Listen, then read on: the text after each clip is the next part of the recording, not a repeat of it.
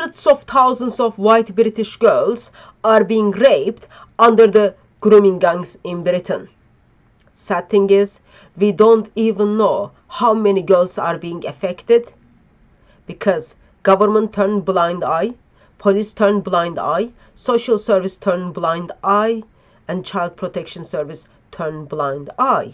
When people turned blind eye, Pakistani Muslim men stepped in to abuse the girls, rape them, put them in prostitution, make money off them, and abuse them.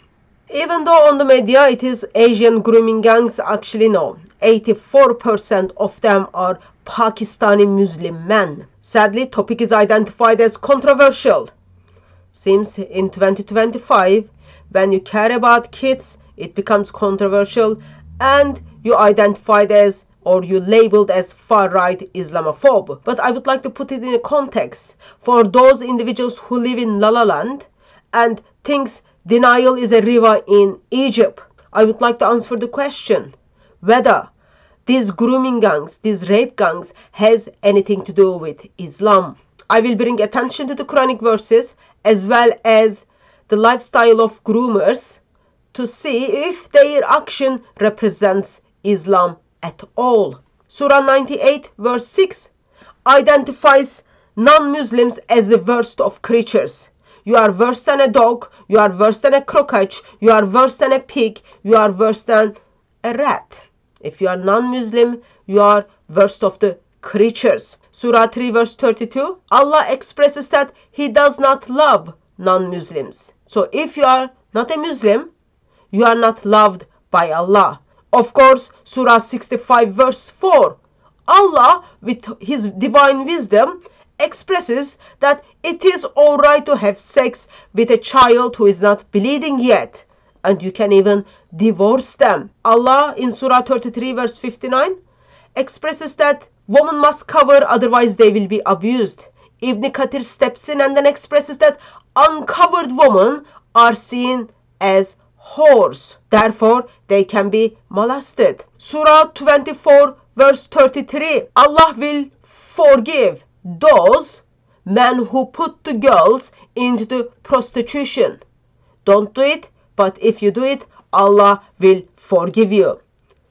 Of course, Surah 4 verse 24, your right hand possesses. Allah allowed taking women and girls as captive so that men can use them however they wanted. Those are the divine sayings of Allah. How Allah views non-Muslims and then give right to the Muslims over non-Muslims. Let's look at the lifestyle of groomers, these rapists. It's been expressed that they regularly attend the mosque for prayer. What does that show us? That tells us their devotion to the Islamic teachings. It's been expressed that during the Ramadan, these groomers, these rapists, do fast. What does that show us? That shows us their commitment to the Islamic practices. Girls are being called kafir. Girls are being identified as dirty lollipops. What does this show us? That highlights the view of Muslim men for non-Muslim women. So what we have here?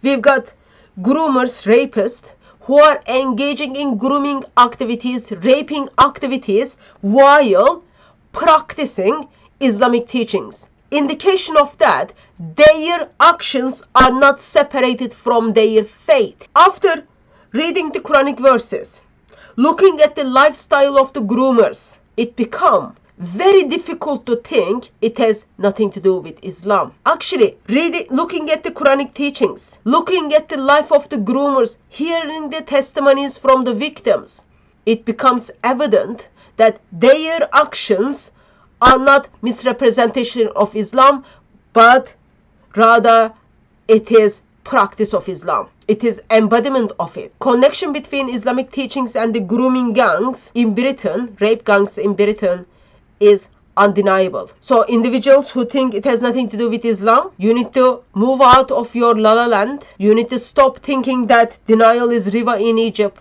and then come to the reality. These Pakistani Muslim rape gangs grooming gangs are simply embodiment of Islam, and you cannot deny it. You need to address the problem. Problem is Islam and the ones who are following Islam for the sake of your children, for the sake of our future.